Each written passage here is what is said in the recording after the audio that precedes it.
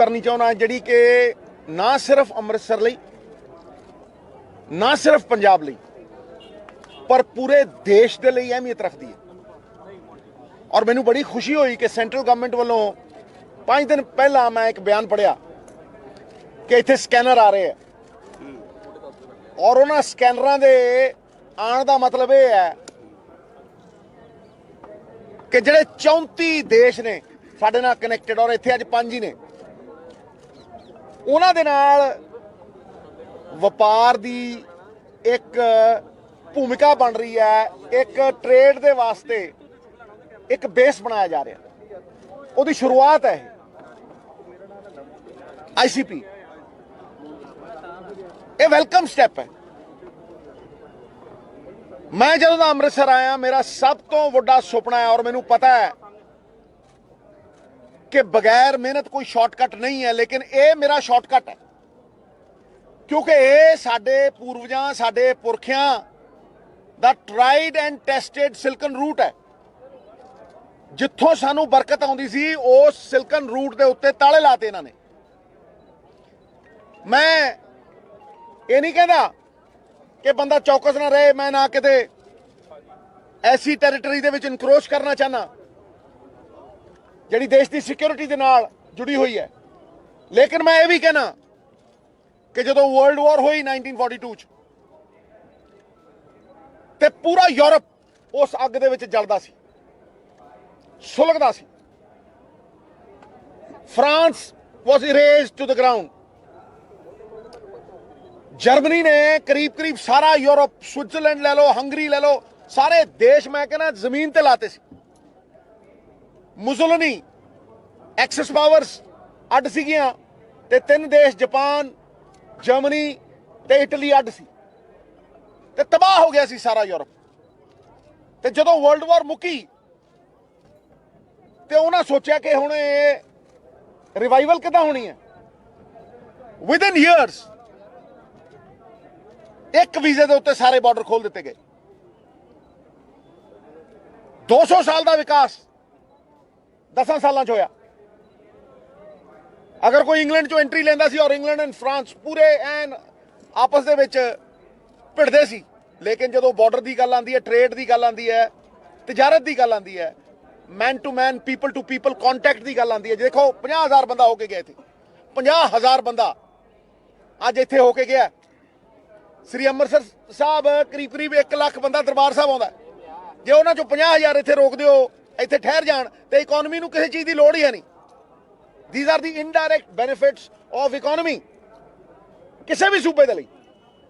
सो ये सचदेवा साहब नूं मैं बहुत बहुत मुबारक दिना कि विदाउट फेल सरकार वालों ये हर साल पाईटैक्स का मेला लगता है। पर मैं कहना कि जिहड़ा पाईटैक्स का फैलाव है ये साडे सिल्कन रूट नूं नाल लवे, ये पाईटैक्स का फैलाव 34 देशों तक जावे। क्यों श्री अमृतसर साहब पंजाब और लागे लाने दे एरिए का जिहड़ा समान है वो 2100 किलोमीटर दुबई तो होके जाके अडानी दे पोर्ट ते खड़े मुद्रा ते वो 20 किलोमीटर क्यों ना जावे ते उधरों समान 20 किलोमीटर इधर क्यों ना आवे? की दिक्कत है, की परेशानी है? एक पंथ 2 काज नहीं, एक पंथ 100 काज। बाबे नानक दा जिहड़ा कॉरिडोर है उसे करके मैं कहना कि वो साडे ते सब तो वड्डी बख्शिश है। 67,000 बंदा जाया, कोई एक अनटूवर्डली इंसीडेंट होया तो दसो। जे सारे पासों खैर मकदम ना हुंदा होवे तो मैनू दसो। वो बेंचमार्क है कि भाई तजारत होनी चाहिए है। जे कंधां कड्ढणियां, तारां कड्ढणियां, अन्नियां ना होण, बूहे बारियां भी होण ते बूहे बारियां चों लंघ आवे दोस्ती ते प्यार ते साडा वधदा रवे यारो वणज वपार। नहीं नहीं यार देख हुण तू TRP ना कट मित्रा, मेरी गल सुन। मैं समझदा, देखो मैं अज पहली स्टार्ट ही इत्थों कीता कि जिहड़े स्कैनर्स ने वो स्कैनर्स उथों एक न्यूज़ आई है कि वो स्कैनर शुरू होने वाले। That's a welcome step, that's what I said. मैं कहना कि अगर तुसी पंजाब दी कणक रखदे हो इत्थे, and listen to this very carefully, Punjab ਦੀ ਕਣਕ ਦੀ MSP ਕਿਸਾਨ ਦੀ ਇਹਨਾਂ ਨੇ 30 ਸਾਲਾਂ ਦੇ ਵਿੱਚ 1300 ਰੁਪਏ ਵਧਾਈ ਹੈ। ਕਿੰਨੀ? 30 ਸਾਲਾਂ 'ਚ। ਤੇ ਡੀਜ਼ਲ ਵਧਿਆ 25 ਗੁਣਾ ਤੇ MSP ਵਧੀ 5 ਗੁਣਾ। ਉਦੋਂ 330 ਰੁਪਏ ਸੀ ਤੇ ਅੱਜ 1700 ਹੈ। ਡੀਜ਼ਲ ਉਦੋਂ 5 ਰੁਪਏ ਸੀ ਤੇ ਅੱਜ 100 ਹੈ। 25 ਗੁਣਾ ਵਧਿਆ। ਕਾਸਟ ਆਫ ਪ੍ਰੋਡਕਸ਼ਨ 25 ਗੁਣਾ ਵਧੀ। ਮੈਂ ਕਹਿੰਦਾ ਮੈਂ ਤੁਹਾਨੂੰ ਇੱਕ ਦਿਨ ਦੇ ਵਿੱਚ 1700 ਦੀ ਕਣਕ ਜਿਹੜੀ ਹੈਗੀ ਹੈ ਉਹ 3000 'ਚ ਵੇਚ ਦੇਣਾ। 3000 'ਚ 3200 ਦੀ ਬਾਸਮਤੀ 7000 'ਚ। ਇਹ ਤੋਂ ਵੱਡੀ ਮਾਰਕੀਟ ਤਾਂ ਦੱਸੋ ਮੈਨੂੰ ਯਾਰ ਵੀ ਇੱਕ ਦਿਨ ਦੇ ਵਿੱਚ 3200 ਤੋਂ 7000। ਮਟਰ 25 ਰੁਪਏ, ਮਟਰ 25 ਰੁਪਏ। ਉਧਰ ਕਦੇ ਟੁੱਟਿਆ ਨਹੀਂ, ਇੱਧਰ 5 ਰੁਪਏ ਕਿਲੋ। ਅਦਰਕ ਇੱਥੇ 22 ਰੁਪਏ ਕਿਲੋ, ਉਧਰ 150। ਸੋਚੋ ਤਾਂ ਸਹੀ। ਮੈਂ ਉਦੋਂ ਵੀ ਵੈਲਕਮ ਕੀਤਾ ਸੀਗਾ ਜਦੋਂ ਵਾਜਪਾਈ ਸਾਹਿਬ ਇੱਥੇ ਆਏ ਸੀ ਤੇ ਉਹਨਾਂ ਨੇ ਉਹ ਅਮਨ ਅਮਾਨ ਦੀ ਬੱਸ ਚਲਾਈ ਸੀ। ਉਹ ਕੀ ਸੀ? ਉਹੀ ਸੀ। ਤੇ ਹੁਣ ਐਗਜ਼ੀਬਿਸ਼ਨ ਸੈਂਟਰ ਹੋਣਾ ਚਾਹੀਦਾ। ਮੈਂ ਜਾਣਾ ਸਿੰਗਾਪੁਰ ਔਰ ਇੱਥੇ ਥਾਂ ਖਾਲੀ ਪਈ ਆ। ਮੈਂ ਕਹਿੰਦਾ ਜਿੰਨੀ ਮਰਜ਼ੀ ਹੋਵੇ। ਇਹ ਅਸਲ ਲੋਕਾਂ ਦੀਆਂ ਜ਼ਿੰਦਗੀਆਂ ਬਦਲਣ ਦਾ ਤਰੀਕਾ ਹੈ ਕਿ ਭਾਈ ਜਿਹੜਾ ਸ਼ਰਾਰਤੀ ਐਲੀਮੈਂਟ ਹੈ ਉਹ ਤੇ ਪੋਰਸ ਬਾਰਡਰ ਹੈ, ਉੱਥੋਂ ਆਉਂਦਾ ਹੀ ਆਉਂਦਾ, ਉਹਨੂੰ ਕਿਹਨੇ ਰੋਕਣਾ ਹੈ। ਲੇਕਿਨ ਜਿਹੜਾ ਪਾਸਪੋਰਟ ਹੋਲਡਰ ਹੈ ਉਹਨੂੰ ਭਾਵੇਂ ਤੁਸੀਂ ਹੁਸੈਨੀ ਵਾਲਾ ਤੋਂ, ਭਾਵੇਂ ਬੰਗਲਾਦੇਸ਼ ਬਾਰਡਰ ਤੋਂ, ਬੰਗਲਾਦੇਸ਼ ਤੋਂ ਲੈ ਕੇ ਕੱਚ ਪeninsula ਤੱਕ ਬਾਰਡਰ ਖੁੱਲ੍ਹਣੇ ਚਾਹੀਦੇ ਆ। ਬਰਕਤ ਹੀ ਬਰਕਤ ਹੈ। ਮੈਂ ਕਹਿੰਦਾ ਲੋਕਾਂ ਦੀਆਂ ਜ਼ਿੰਦਗੀਆਂ ਬਦਲ ਜਾਣਗੀਆਂ, ਖੁਸ਼ਹਾਲੀ ਆਜੂ। ਇਹ ਪ੍ਰਮਾਣ ਹੈ, ਇਹ ਪਾਈਟੈਕਸ ਦਾ ਮੇਲਾ ਪ੍ਰਮਾਣ ਹੈ ਇਸ ਗੱਲ ਦਾ ਵੀ ਇਹ ਟ੍ਰੇਲਰ ਵੀ ਨਹੀਂ, ਇਹ ਤੇ 5 ਮੁਲਕ ਨੇ। ਤੁਸੀਂ ਇੰਨੀ ਤਰੱਕੀ ਕਰ ਸਕਦੇ ਹੋ। 6 ਮਹੀਨਿਆਂ 'ਚ ਮੇਰਾ ਦਾਅਵਾ ਹੈ, ਮੈਂ ਉਦੋਂ ਦਾ ਕਰਦਾ, ਅੱਜ ਦਾ ਨਹੀਂ ਕਰਦਾ। 6 ਮਹੀਨਿਆਂ 'ਚ ਮੇਰਾ ਦਾਅਵਾ ਹੈ 60 ਸਾਲ ਦੀ ਤਰੱਕੀ ਕਰੂਗਾ ਪੰਜਾਬ ਔਰ ਹਿੰਦੁਸਤਾਨ ਵੀ। ਔਰ ਮਤਲਬ win win situation for all. ਭਾਈ ਤੁਸੀਂ ਕਰਾਚੀ ਬੰਬੇ ਖੁੱਲਾ, ਤੁਸੀਂ ਕਰਾਚੀ ਬੰਬੇ ਖੁੱਲਾ ਰੱਖਿਆ ਤੇ ਫਿਰ ਅੰਮ੍ਰਿਤਸਰ ਲਾਹੌਰ ਕਿਉਂ ਨਹੀਂ? ਇਹ ਕੀ ਹੈ ਭਾਈ? ਸਿੱਧੂ ਸਾਹਿਬ ਰੋਕਦਾ ਕੌਣ ਹੈ ਫਿਰ? ਭਾਈ ਰੋਕਦਾ ਕੌਣ ਹੈ? ਇਹ ਤੇ ਤੁਸੀਂ ਸਵਾਲ ਪੁੱਛੋ ਨਾ। ਮੈਂ ਤੇ ਹਮੇਸ਼ਾ ਹੀ, ਮੈਂ ਤੇ ਉਧਰ ਜਾ ਕੇ ਵੀ ਕਿਹਾ ਸੀ। ਮੈਂ ਤਾਂ ਨਹੀਂ ਕਦੇ ਕਿਹਾ, ਮੈਂ ਤਾਂ ਕਿਹਾ ਪਹਿਲੇ ਦਿਨ ਦਾ ਕਹਿਣਾ। ਮੇਰਾ ਸਵਾਲ ਹੈ ਤੁਹਾਡੇ ਵਿਜ਼ਨ ਨੂੰ ਕੌਣ ਰੋਕ ਰਿਹਾ? ਦੇਖੋ ਜੀ, ਤੁਸੀਂ ਆਪਣੀ TRP ਨਾ ਬਣਾਓ। ਮੇਰਾ ਸਵਾਲ ਮੈਂ ਨਿਆਣਾ ਨਹੀਂ ਆ, ਸਿਆਣਾ। ਵੇਖੋ ਅੱਜ ਦੀ ਗੱਲ ਹੈ ਕਿ ਉਹ ਵੀ ਅੱਜ ਉਹ ਵੀ ਕਹਿ ਰਹੇ ਨੇ ਵੀ ਇਹ ਖੁੱਲਣਾ ਚਾਹੀਦਾ। ਠੀਕ ਹੈ। ਹੁਣ ਕੋਰੀਡੋਰ ਜਿਹੜਾ ਸੀਗਾ ਇੰਨੀ ਦੇਰ ਬਾਅਦ ਕਿਉਂ ਖੁੱਲਿਆ? ਮੈਂ ਤੈਨੂੰ ਸਵਾਲ ਕਰ ਦੂੰ, ਦੱਸ ਮਿੱਤਰਾ। ਉਹੀ ਤੇਰਾ ਜਵਾਬ ਹੈ ਨਾ। ਕਿਸੇ ਨੇ ਨਹੀਂ ਖੁਲਵਾਇਆ, ਬਾਬੇ ਦੀ ਮਿਹਰ ਨੇ ਖੁਲਵਾਇਆ। ਹੁਣ ਇੱਥੇ ਮੇਰ ਕਦੋਂ ਹੋਏਗੀ? ਵੇਖੋ ਇਹ ਕੁਛ ਮਿਹਰ ਹੋਈ ਪਈ ਹੈ, 5 ਦੇਸ਼ ਆਏ ਪਏ ਆ, ਇਹ ਮਿਹਰ ਹੀ ਹੈ। ਇੱਥੇ ਐਵੇਂ ਥੋੜਾ ਨਾ ਐਡਾ ਵੱਡਾ ਪ੍ਰੈਸ ਜਰਨਲਿਸਟ ਫਿਰਦਾ ਟਿਚ ਕਰਦਾ ਆਇਆ ਨਾ ਇੱਥੇ, ਤੇ ਇੱਥੇ ਲੋਕ ਫਿਰਦੇ ਆ ਨਾ। ਇਸੇ ਕਰਕੇ ਇਹ ਗਹਿਮਾ ਗਹਿਮੀ, ਇਹ ਪੀਪਲ ਟੂ ਪੀਪਲ ਕੰਟੈਕਟ, ਇਹ ਤਜਾਰਤ, ਇਹ ਮੁਨਾਫੇ, ਇਹ ਇਕਨੋਮਿਕ ਬੈਨੀਫਿਟ ਸਾਨੂੰ ਬਦਲ ਦੂ। ਮੈਂ ਤੈਨੂੰ ਦੱਸਦਾ ਦੀ scope of Indo-Pak trade and these 34 countries is $37 billion US. 275,000 crore ਰੁਪਈਆ। ਇਹਨੂੰ ਧਿਆਨ ਨਾਲ ਸੁਣਿਓ, ਤੁਹਾਨੂੰ ਉੱਤਰ ਸਾਰੇ ਮਿਲ ਜਾਣੇ। 275,000 ਕਰੋੜ ਰੁਪਈਆ ਸਕੋਪ ਹੈ। It is called 37 billion US. 1 billion 100 crore ਦਾ ਹੁੰਦਾ, ਸਮਝਦੇ ਹੋ? ਤੇ ਸਾਨੂੰ ਅਸੀਂ ਸਿਰਫ 3 ਬਿਲੀਅਨ US ਦਾ ਵਪਾਰ ਕਰ ਰਹੇ ਹਾਂ। Not even 5%। 5% ਵੀ ਉਸ ਪੋਟੈਂਸ਼ੀਅਲ ਨੂੰ ਅਸੀਂ ਯੂਜ਼ ਨਹੀਂ ਕੀਤਾ। ਤੇ 4000 ਕਰੋੜ ਰੁਪਏ ਦਾ ਪਿਛਲੇ 34 ਮਹੀਨਿਆਂ 'ਚ ਨੁਕਸਾਨ ਹੋ ਚੁੱਕਿਆ ਪੰਜਾਬ ਨੂੰ, ਤੇ 15000 ਜੌਬਸ ਹੈਵ ਬੀਨ ਲੋਸਟ। ਇਸ ਇਲੈਕਸ਼ਨ ਦਾ ਵੀ ਜੇ ਲਾਅ ਐਂਡ ਆਰਡਰ ਨੂੰ ਛੱਡ ਦਈਏ, ਸਭ ਤੋਂ ਵੱਡਾ ਮੁੱਦਾ ਇੰਪਲੋਇਮੈਂਟ ਹੋਣਾ ਹੈ, ਰਹੇਗਾ। ਔਰ ਮੈਂ ਤੁਹਾਨੂੰ ਗਾਰੰਟੀ ਦਿੰਦਾ ਕਿ within a short span of time we will give you a vision. All men have eyes, few have the vision. ਇੱਥੇ ਤੇ ਕੰਮ ਨੂੰ ਵਧਾਉਣ ਦੀ ਬਜਾਏ, ਲਕੀਰਾਂ ਲੰਬੀਆਂ ਕਰਨ ਦੀ ਬਜਾਏ ਦੂਜੇ ਦੀ ਮਟਾਉਣ ਦੀ ਕੋਸ਼ਿਸ਼ ਕਰਦੇ ਆ। ਚਿੱਠੀਆਂ ਵੀ ਲਿਖੀਆਂ ਸੀ ਕੁਲੀਆਂ ਦੇ ਪਰਿਵਾਰ, ਟਰਾਂਸਪੋਰਟਰ, ਬਹੁਤ ਸਾਰੇ ਪਰਿਵਾਰ ਇਹਦੋਂ ਅਫੈਕਟਡ ਜਿਹੜੇ ਨੇ ਉਹਨਾਂ ਦੇ। ਕੁਲੀ ਇੱਕ ਛੋਟਾ ਜਿਹਾ ਸਪੈਕ ਹੈ।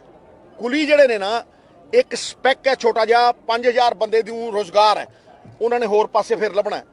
ਲੇਕਿਨ ਮੈਂ ਗੱਲ ਜਿਹੜੀ ਕਰ ਰਿਹਾ, ਸਮੁੰਦਰ ਦੀ ਗੱਲ ਕਰ ਰਿਹਾ, ਉਹਦੇ ਵਿੱਚ ਉਹ ਬਹੁਤ ਇੰਪੋਰਟੈਂਟ ਪਾਰਟ ਨੇ। ਲੇਕਿਨ 34 ਦੇਸ਼ਾਂ ਦਾ ਬੈਨੀਫਿਟ ਹੈ, ਮੁਲਕਾਂ ਦਾ ਬੈਨੀਫਿਟ ਹੈ। ਇੱਕ ਐਸਾ ਬਾਰਡਰ ਹੈ ਜਿਹੜਾ ਬੰਗਲਾਦੇਸ਼ ਤੋਂ ਲੈ ਕੇ ਕੱਚ ਪੈਨਿਨਸੂਲਾ ਤੱਕ ਹੈ। ਆਵਾਮ ਦਾ, ਆਮ ਲੋਕਾਂ ਦੀਆਂ ਜ਼ਿੰਦਗੀਆਂ ਬਦਲਣ ਦਾ ਇੱਕ ਜ਼ਰੀਆ ਹੈ, ਕੋਰੀਡੋਰ ਦੀ ਵੀ ਗੱਲ ਤੁਰੀ ਸੀ ਕਿ ਇੱਕ ਸਪੈਸ਼ਲ ਕੋਰੀਡੋਰ ਇੱਕ ਜ਼ਰੀਆ ਹੈ। ਆਮ ਦੁਨੀਆ ਨੂੰ ਬਦਲਣ ਦਾ ਇੱਕ ਜ਼ਰੀਆ ਹੈ। ਇਸ ਕਰਕੇ ਮੈਂ ਫੇਰ ਇਲਤਜਾ ਕਰਦਾ, ਪਹਿਲਾਂ ਦਾ ਕਰਦਾ ਆਇਆ, ਅੱਜ ਫੇਰ ਇਲਤਜਾ ਕਰਦਾ ਕਿ ਇਹਨਾਂ 34 ਦੇਸ਼ਾਂ ਨੂੰ ਵਪਾਰ ਖੁੱਲ੍ਹਣਾ ਚਾਹੀਦਾ ਹੈ, ਸਕੈਨਰ ਲੱਗਣੇ ਚਾਹੀਦੇ ਹੈ। ਭਾਵੇਂ ਮੈਂ ਕਹਿ ਸਕਦਾ ਕਿ ਬਹੁਤ ਦੇਰ ਕਰਦੀ ਮਿਹਰਬਾਨ ਆਤੇ ਆਤੇ, ਲੇਕਿਨ ਜੇ ਦੇਰ ਬਾਅਦ ਵੀ ਕੋਈ ਆਏਗਾ ਤਾਂ ਦਰੁਸਤ ਆਏਗਾ। ਔਰ ਮੈਂ ਜੈ ਜੈਕਾਰ ਕਰੂੰਗਾ। ਪੰਜਾਬ ਦੇ ਵਿੱਚ ਬਾਬੇ ਨਾਨਕ ਦੇ ਫਲਸਫੇ ਤੋਂ ਉੱਤੇ ਕੁਛ ਨਹੀਂ ਹੈ। ਇਹਦੇ 'ਚ ਸਰਬੱਤ ਦਾ ਭਲਾ ਹੈ, ਇਹਦੇ 'ਚ ਹਰੇਕ ਬੰਦਾ ਬੈਨੀਫਿਟ ਕਰੂ, ਕੋਈ ਹੋਵੇ ਚਾਹੇ। ਮੈਂ ਕਹਿੰਦਾ ਦੁਨੀਆ 'ਚ ਕੋਈ ਬਚੂਗਾ ਨਹੀਂ ਜਿਹਦਾ ਭਲਾ ਨਹੀਂ ਹੋਊਗਾ। It will benefit one and all. ਦੇਖੋ the roaring economies of the world, the roaring economies of the world, whether it was Japan, whether it is Germany, whether it is by roaring economy का मतलब some first world countries। Afghanistan ने भी कहा कि war जो हुई है उससे जो लॉसेस हो रहा है, ये ट्रेड खुलता है तो हमारा अफगानिस्तान बहुत खुल जाएगा। देखो देखो, मैं कह रहा हूं कि इसका सब इस्तेमाल करेंगे। मैं रोरिंग इकोनॉमीज की बात कर रहा हूं। कैसे बनी वो roaring economies? whether it was Germany, whether it was Japan, तहस नहस हो गया हिरोशिमा जब बम गया, whether it was England, सारे roaring economy first world countries. they digressed, ਇਹਨਾਂ ਨੇ ਡਾਈਗਰੈਸ ਕੀਤਾ towards the manufacturing sector, the service sector, ਠੀਕ ਹੈ। but we are different, we have an agrarian economy। ਸਾਡੇ ਕਿਸਾਨ ਅੱਜ ਦਿੱਲੀ ਦੀਆਂ ਬਰੂਹਾਂ ਦੇ ਉੱਤੇ ਬੈਠੇ ਆ 60%। we have to go to areas ਜਿੱਥੇ ਆਮ ਬੰਦੇ ਨੂੰ ਵਪਾਰ ਮਿਲੇਗਾ। ਭਾਈ ਤੁਸੀਂ ਕਣਕ ਪ੍ਰੋਡਿਊਸ ਕਰੋ, ਅੱਡ ਚੀਜ਼ ਹੈ। ਤੁਸੀਂ ਰਾਈਸ ਪ੍ਰੋਡਿਊਸ ਕਰੋ, ਔਰ ਰਾਈਸ 1 ਕਿਲੋ ਬਣਾਉਣੇ ਤੋਂ 5000 ਲੀਟਰ ਪਾਣੀ ਪੈਂਦਾ। ਲੇਕਿਨ ਤੁਸੀਂ ਰਾਈਸ ਆਇਲ ਪ੍ਰੋਡਿਊਸ ਕਰੋ, 20 ਗੁਣਾ ਕੀਮਤ ਹੈ ਉਹਦੀ। ਤੁਸੀਂ ਰਾਈਸ ਬ੍ਰੈਨ ਪ੍ਰੋਡਿਊਸ ਕਰੋ, 25 ਗੁਣਾ ਕੀਮਤ ਹੈ ਉਹਦੀ। ਤੁਸੀਂ ਕੌਰਨ ਦੇ ਕੌਰਨਫਲੈਕਸ, ਮੱਕੀ ਦੇ ਕੌਰਨਫਲੈਕਸ ਬਣਾ ਲਓ ਜਾਂ 4 ਗੁਣਾ ਕੇ। ਤੁਸੀਂ ਕਣਕ ਦਾ ਆਟਾ ਹੀ ਬਣਾ ਲਓ, ਡਬਲ ਹੈ, ਡਬਲ ਟ੍ਰਿਪਲ ਹੈ। ਤੇ ਉਹਦੇ ਬਿਸਕੁਟ ਬਣਾ ਲਓ, 4 ਗੁਣਾ ਹੈ। Therefore, the processing industry, which has been much talked about, has to be planned and put forward, and that is the most important thing। Once you go into the derivatives, ਜਿਹੜੇ ਅੱਜ world ਦੇ ਵਿੱਚ ਸਭ ਤੋਂ ਵੱਧ ਕਮਾਈ ਹੋ ਰਹੀ ਹੈ, ਔਰ ਮੈਂ ਠੋਕ ਕੇ ਕਹਿਣਾ ਚਾਹੁੰਦਾ ਭਾਜੀ ਕਿ ਦੋ ਚੀਜ਼ਾਂ ਸਭ ਤੋਂ ਵੱਧ ਅਹਿਮੀਅਤ ਰੱਖਦੀਆਂ ਨੇ। ਕਿਸਾਨ ਦੀ ਆਮਦਨੀ, ਇਹਨੂੰ ਧਿਆਨ ਨਾਲ ਸੁਣਨਾ, ਕਿਸਾਨ ਦੀ ਆਮਦਨ ਤੇ ਨੌਜਵਾਨ ਦਾ ਰੋਜ਼ਗਾਰ। ਮੈਡਮ ਆਈ ਹੈਵ ਟੂ, ਔਰ ਨੌਜਵਾਨ ਦਾ ਰੋਜ਼ਗਾਰ, ਇਹ ਦੋ ਚੀਜ਼ਾਂ ਸਭ ਤੋਂ ਅਹਿਮੀਅਤ ਰੱਖਦੀਆਂ ਨੇ। ਔਰ ਜਦੋਂ ਇਹ ਪ੍ਰੋਸੈਸਿੰਗ ਇੰਡਸਟਰੀ ਜਿਹੜੀ ਕਿ ਗ੍ਰੇਟ ਸਪੋਰਟ ਸਿਸਟਮ ਹੈ ਫॉर ਆਰ ਫਾਰਮਿੰਗ ਸੈਕਟਰ। ਮੈਂ ਕਿਉਂ ਗੱਲ ਕਰਦਾ ਕੋਲਡ ਸਟੋਰੇजेस ਦੀ, ਮੈਂ ਕਿਉਂ ਗੱਲ ਕਰਦਾ ਕੋਆਪਰੇਟਿਵਸ ਦੀ। ਜਿਸ ਤਰ੍ਹਾਂ ਤੁਸੀਂ ਕੋਆਪਰੇਟਿਵ ਦੇਖਿਆ ਨਹੀਂ ਵੇਰਕੇ ਦਾ, ਤੁਸੀਂ ਦੇਖਿਆ ਨਹੀਂ ਅਮੂਲ ਦਾ। ਮੈਂ ਕਿਉਂ ਗੱਲ ਕਰਦਾ? ਕਿਉਂਕਿ ਇਹ ਫੈਸਿਲਿਟੇਟ ਕਰੇਗੀ ਇਹ ਡੈਰੀਵੇਟਿਵਸ ਤੋਂ ਪੈਸੇ ਕਮਾਉਣ ਦੀ। ਇਹ ਅਸੀਂ ਜੋ ਖਾਂਦੇ ਹਾਂ ਉਗਾਉਂਦੇ ਹਾਂ।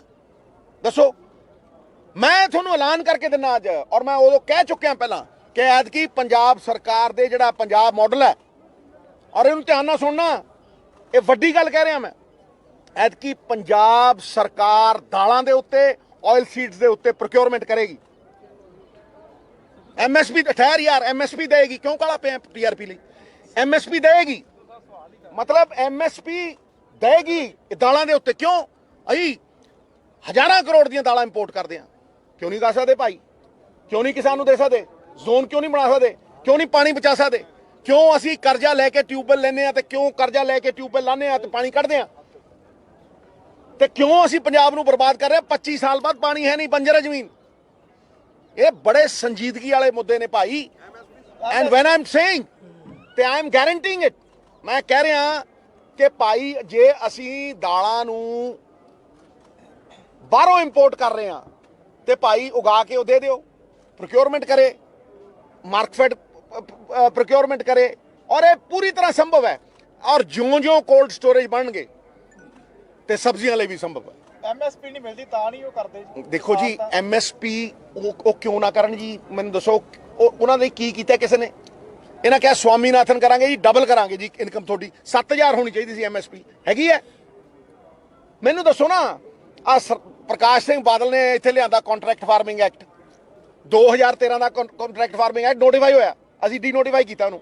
ਉਹ 'ਚ ਕੀ ਸੀ? ਆਹੀ ਹੈ, ਸੇਮ ਐਕਟ ਹੈ, ਇੱਕ ਮੂੰਹ ਦੋ ਅੱਖਾਂ। ਮੈਂ ਕਹਿੰਦਾ ਉਹਦੇ 'ਚ ਤੁਸੀਂ ਇਨ ਬਿਨ, ਮੈਂ ਪ੍ਰੈਸ ਕਾਨਫਰੰਸ ਕਰਕੇ ਕਿਹਾ ਸੀਗਾ, ਸੇਮ ਬਿਲਕੁਲ।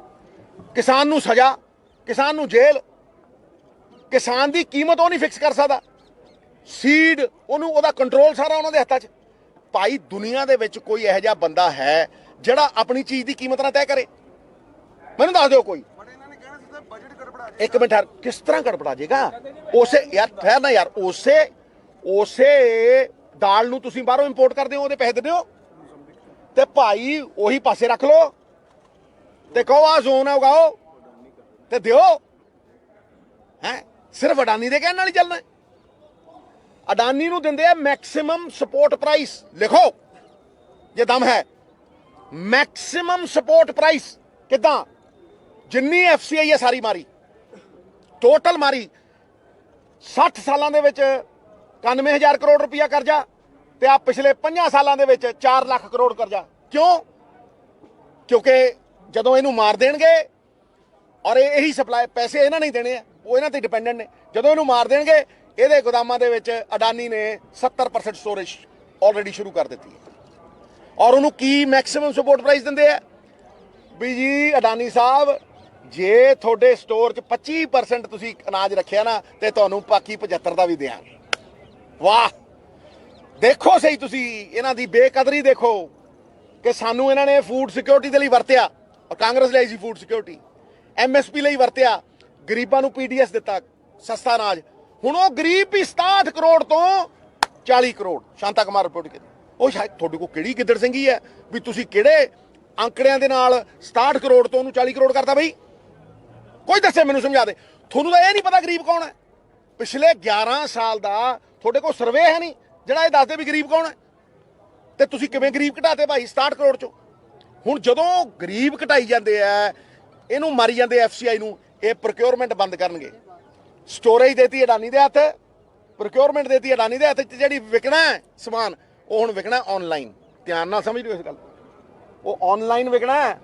ਫੋਨ ਚੱਕਣਾ ਤੇ ਤੁਸੀਂ ਆਨਲਾਈਨ ਸਮਾਨ ਵੇਚਣਾ, ਤੇ ਆਨਲਾਈਨ ਜਿੰਨੀ ਰਿਟੇਲ ਹੈ 110 ਕਰੋੜ ਹਿੰਦੁਸਤਾਨੀਆਂ ਦੀ ਰਿਟੇਲ ਇਹਨਾਂ ਨੇ ਅੰਬਾਨੀ ਨੂੰ ਦਿੱਤੀ। ਦਮ ਨਹੀਂ ਹੈ ਨਾ ਛਾਪਣ ਦਾ ਕਿਸੇ ਦਾ। ਮੈਂ ਕਹਿੰਦਾ ਠੋਕੋ ਛਾਪੋ, ਲਾ ਮੇਰਾ ਕੀ ਲੈ ਜਾਣਗੇ? ਮੈਂ ਕਹਿੰਦਾ ਕਿ ਦੇਤੀ ਦਾ ਮਤਲਬ ਦੇਤੀ, ਸਮਝਿਆ ਨਹੀਂ? ਉਹ ਫੇਸਬੁੱਕ ਦੇ ਨਾਲ ਤੇ ਉਹਦੇ ਨਾਲ ਸਾਈਨ ਸੂਈਨ ਕਰਕੇ it's gone, it's already there.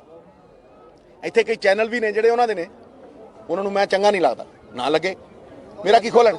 ਮੈਂ ਕਿਹਾ ਮੇਰੀ ਗੱਲ ਨੂੰ ਸੁਣ, ਇਹ ਟੁੱਟਣਾ ਤਾਂ ਹੀ ਹੈ ਜੇ ਵਿਚਾਰਾਂ ਨਾਲ ਲੋਕਾਂ ਦੀ ਮਾਨਸਿਕਤਾ ਦੇ ਵਿੱਚ ਜਾ ਕੇ ਲੜਾਈ ਲੜੀ ਜਾਏਗੀ। ਸਰ ਕੀ ਸੂਬਾ ਸਰਕਾਰ ਛੋਟੇ ਕੋਆਪਰੇਟਿਵਸ ਬਣਾਏਗੀ, 4-4 5-5? ਮੈਂ ਤੁਹਾਨੂੰ ਆਸ਼ਵਾਸਨ ਦੇਣਾ ਕਿ ਪੰਜਾਬ ਮਾਡਲ ਇਹੀ ਹੈ, ਇਹੀ ਹੈ ਪੰਜਾਬ ਮਾਡਲ। ਡੈਰੀਵੇਟਿਵਸ ਇਹੀ ਹੈ ਪੰਜਾਬ ਮਾਡਲ ਕਿ ਭਾਈ ਕਿਸਾਨੀ ਦੇ ਲਈ ਇੱਕ ਰੋਡ ਮੈਪ, ਇਹੀ ਹੈ ਪੰਜਾਬ ਮਾਡਲ। ਪੰਜਾਬ ਮਾਡਲ ਬਿਲਕੁਲ ਨਹੀਂ ਕਹਿੰਦਾ ਵੀ ਖਜ਼ਾਨਾ ਖਾਲੀ ਹੈ ਭਾਈ। ਪੰਜਾਬ ਮਾਡਲ ਕਹਿੰਦਾ ਵੀ ਆਹ ਲਾ ਵੀ ਚੋਰੀ ਨੂੰ ਇੱਥੇ ਨੱਕਾ ਲਾ, ਤੇ ਇੱਥੇ ਪਾ, ਤੇ ਇੱਥੇ ਪਾ ਕੇ ਸਰਕਾਰੀ ਸਕੀਮਾਂ 'ਚ ਪਾ ਕੇ ਡਬਲ ਕਰ, ਤੇ ਡਬਲ ਕਰਕੇ ਟ੍ਰਿਪਲ ਕਰਕੇ ਲੋਕਾਂ ਨੂੰ ਵਾਪਸ ਮੋੜ। ਇਹ ਪੰਜਾਬ ਮਾਡਲ ਹੈ। ਤੇ ਡੰਕੇ ਦੀ ਚੋਟ ਤੇ ਕਹਿੰਦਾ ਕੋਈ ਖੜ ਜੇ, ਇਹ ਕਹਿੰਦੇ ਆ ਜੀ ਇੱਥੇ ਨਕਲੀ ਕੇਜਰੀਵਾਲ ਫਿਰਦਾ। ਮੈਂ ਕਹਿੰਦਾ ਇੱਥੇ ਕਿੰਨੇ ਹੀ ਨਕਲੀ ਸਿੱਧੂ ਫਿਰਦੇ ਆ। ਮੈਂ ਕਿਹਾ ਤੁਹਾਨੂੰ ਆਪ ਨੂੰ ਪਤਾ ਲੱਗੂ ਕਿੰਨੇ ਹੀ ਨਕਲੀ ਸਿੱਧੂ ਫੋਟੋ ਸਟੇਟ ਤੇ ਖੜ ਜਾਂਦੇ, ਸਿੱਧੂ ਕਹਿੰਦਾ ਟੱਕ ਦੇਣੇ ਜਾਂ ਛਾਪ ਦਿੰਦੇ, ਠਾਂ ਦੇਣੇ ਛਾਪ ਦਿੰਦੇ ਆ। ਅੱਛਾ ਨਕਲ ਮੇ ਵੀ ਅਕਲ ਚਾਹੀਏ।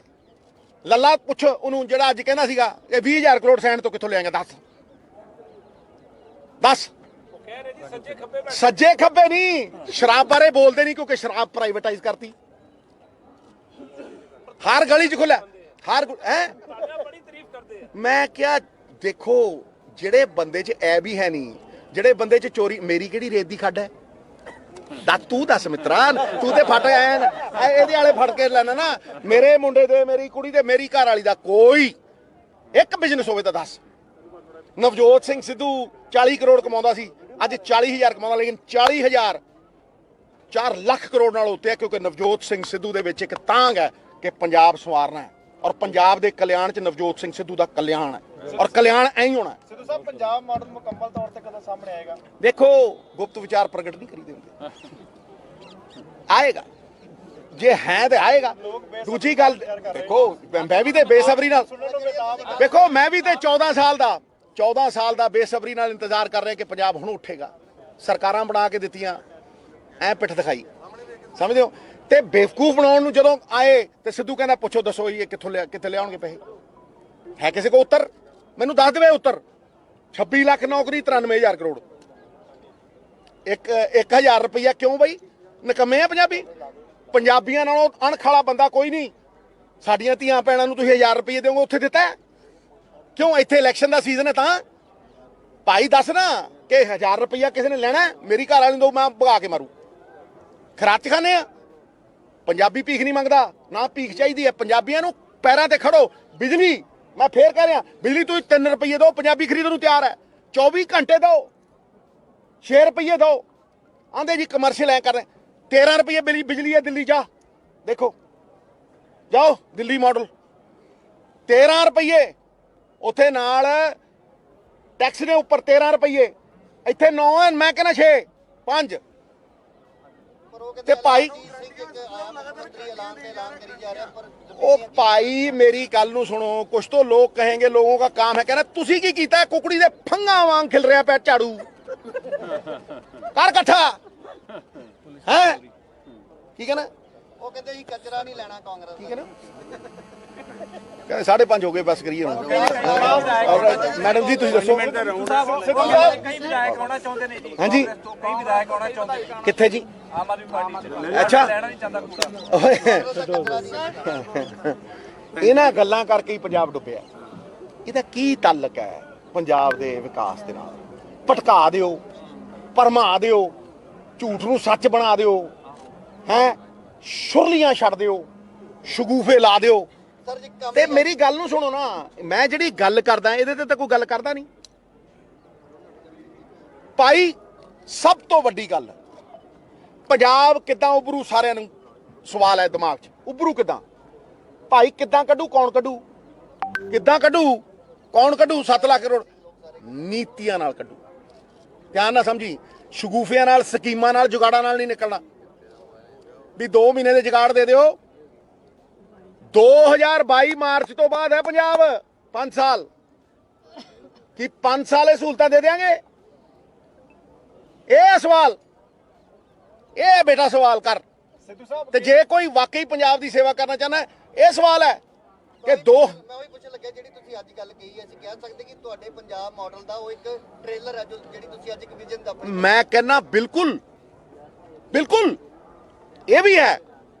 ਮੈਂ ਵੈਸੇ ਨਾਰਮਲੀ ਮੰਨਿਆ ਨਹੀਂ ਕਦੇ ਵੀ ਸ਼ਾਰਟਕਟ ਹੈ, ਲੇਕਿਨ ਸਾਡੇ ਲਈ ਸ਼ਾਰਟਕਟ ਹੈ ਭਾਈ। ਸਾਡੇ ਤੁਸੀਂ ਸਾਡੀ ਕਿਸਮਤ ਦੇ ਉੱਤੇ ਤਾਲੇ ਲਾਤੇ। ਏਸ਼ੀਆ ਦੀ ਸਭ ਤੋਂ ਵੱਡੀ ਮੰਡੀ ਸੀ ਇਹ, ਹੁਸ਼ਿਆਰਪੁਰੀਏ। ਆਓ ਹੁਸ਼ਿਆਰਪੁਰ ਤੋਂ ਚਿੱਟੇ ਕੁੜਤੇ ਪਜਾਮੇ ਪਾ ਕੇ ਘੋੜਿਆਂ ਦੇ ਉੱਤੇ ਬਲਕ ਬੁਖਾਰੇ ਜਾਂਦੇ ਹੁੰਦੇ ਸੀ, ਤੇ ਉੱਥੇ ਵਿਆਹ ਵੀ ਕੀਤੇ ਹੁੰਦੇ ਸੀ, ਤੇ ਮਹਾਰਾਜ ਗਾਣੇ ਗਾਉਂਦੇ ਹੁੰਦੇ ਸੀ, ਜੋ ਸੁਖ ਛੱਜੂ ਦੇ ਚਬਾਰੇ ਨਾ ਬਲਕ ਨਾ ਬੁਖਾਰੇ। ਇਹ ਕੋਈ ਅੱਜ ਦੀ ਇਹ ਮੁਹਾਵਰੇ? ਇਹ ਪੁਰਾਣੇ ਨੇ। ਮੇਰਾ ਪਿਓ ਇਸਲਾਮੀਆ ਕਾਲਜ ਜਾਂਦਾ ਹੁੰਦਾ, ਸ਼ਾਮ ਨੂੰ ਖੇਡ ਖੂਡ ਕੇ ਵਾਪਸ ਆ ਜਾਂਦਾ ਹੁੰਦਾ। ਤੇ ਕਿਉਂ ਅੱਜ ਕਿਉਂ ਨਹੀਂ ਭਾਈ? ਮੈਂ ਸਰਕਾਰਾਂ ਨੂੰ ਉਦੋਂ ਮੰਨੂਗਾ, ਔਰ ਅੱਜ ਦਾ ਨਹੀਂ, ਮੈਂ ਇਹ ਪਿਛਲੇ 17 ਸਾਲ ਦਾ ਹੀ ਕਹਿਣਾ। ਜਦ ਆਇਆ ਵੀ ਜਦੋਂ ਸਾਗ ਮੱਕੀ ਦੀ ਰੋਟੀ ਖਾ ਕੇ ਕੋਈ ਪੰਜਾਬੀ ਇੱਥੋਂ ਅੰਮ੍ਰਿਤਸਰੋਂ ਜਾ ਕੇ ਉਧਰ ਜਾਊਗਾ, ਬਿਰਿਆਨੀ ਬਰੂਨੀ ਖਾ ਕੇ ਆਪਦੀ ਤਜਾਰਤ ਕਰਕੇ ਸ਼ਾਮ ਨੂੰ ਘਰੇ ਮੁੜਿਆ ਹੋਊਗਾ, ਸਰਕਾਰਾਂ ਉਦੋਂ ਮੰਨੂਗਾ ਮਿੱਤਰਾ। ਸਮਝ ਲੈ, ਇਹ ਗੱਲ ਪੱਕੀ ਹੈ। ਔਰ ਮੈਂ ਆਪਦੇ ਲਈ ਨਹੀਂ ਕਹਿੰਦਾ। ਮੇਰੇ ਹਾਰਨ ਜਿੱਤਣ ਨਾਲ ਕੁਝ ਨਹੀਂ ਹੋਣਾ। ਇਹ ਆਪਸੀ ਬੈਟਲ ਨਾ ਬਣਾਓ। ਇਹ ਛੋਟੀਆਂ ਕਿਹੜਾ ਨਾ ਕੱਢੋ, ਇੱਕ ਦੂਜੇ ਨੂੰ ਗਾਲਾਂ ਨਾ ਕੱਢੋ। ਉਹ ਯਾਰ ਜਦੋਂ ਤੁਸੀਂ ਪੰਜਾਬ ਰਹਿਣ ਜੋਗਾ ਹੀ ਨਹੀਂ ਛੱਡਣਾ, ਫਿਰ ਕੀ ਕਰੋਗੇ? ਇਦੋਂ ਸ਼ਰਮ ਦੀ ਗੱਲ ਹੈ ਕਿ 67,000 ਕਰੋੜ ਰੁਪਏ ਦਾ ਸਮਾਨ ਵਿਕ ਗਿਆ, ਜ਼ਮੀਨਾਂ ਵਿਕੀਆਂ, ਔਰ ਸਾਡੇ ਨੌਜਵਾਨ ਬਾਹਰ ਜਾਈਏ। ਸਾਡਾ ਸਰਮਾਇਆ ਭਾਈ, ਕੀ ਓਪਰਚੁਨਿਟੀ ਅਸੀਂ ਦੇ ਰਹੇ ਹਾਂ ਉਹਨਾਂ ਨੂੰ? ਉਹ ਟੈਲੈਂਟ, ਉਹਨੂੰ ਓਪਰਚੁਨਿਟੀ ਚਾਹੀਦੀ ਹੈ। ਅੱਜ ਅਖੀਰ 'ਚ ਮੈਂ ਕਹਿੰਦਾ, ਕਿਸਾਨ ਦੀ ਆਮਦਨ, ਨੌਜਵਾਨ ਨੂੰ ਰੋਜ਼ਗਾਰ, ਔਰ ਰੋਜ਼ਗਾਰ ਵੀ ਇਹੋ ਜਿਹਾ ਨਹੀਂ ਕਿ they will be job seekers, they will be job providers, job creators. ਪਰਚੇ ਦਾ ਜ਼ਿਕਰ